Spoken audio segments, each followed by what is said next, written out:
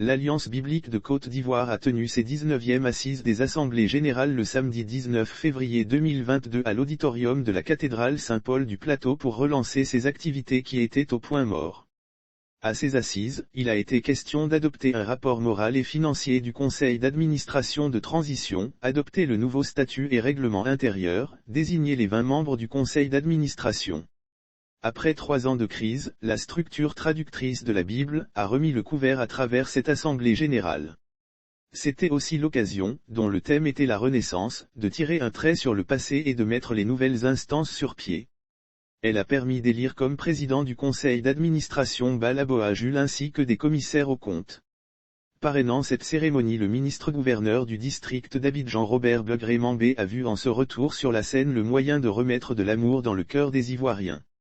La transformation des cœurs va ouvrir le champ de l'amour à tous les croyants. Dieu a permis que nous soyons là et nous sommes venus pour encourager tous nos frères et sœurs chrétiens dans les efforts qu'ils déploient en vue de transformer les cœurs par l'enseignement de la Sainte Bible.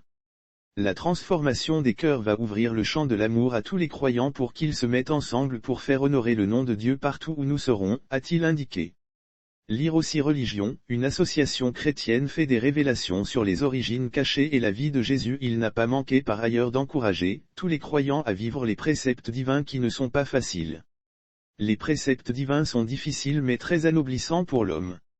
L'unité du corps du Christ. Président du conseil d'administration de transition, Balaboa Jules a souhaité s'appesantir sur l'union de toutes les confessions religieuses autour de la Bible.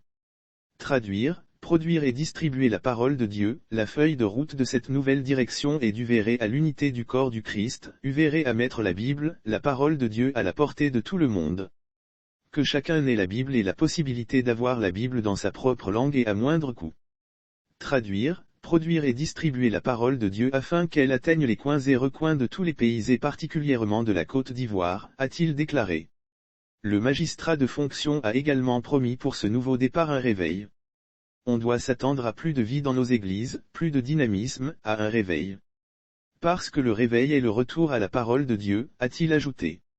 Lire aussi le livre chrétien mis une fois de plus à l'honneur, la 4e édition du Salon international du livre chrétien catholique annoncé. Faut-il le noter, ce sont 8 émoticônes n'en croyant pas ses yeux, congrégations qui ont uvéré dans pour la renaissance de cette alliance. Ce sont l'Église catholique, les Assemblées de Dieu, l'Église méthodiste unie, Fourscar, UEUS aussi, le Pentecôte international et l'Église CMA.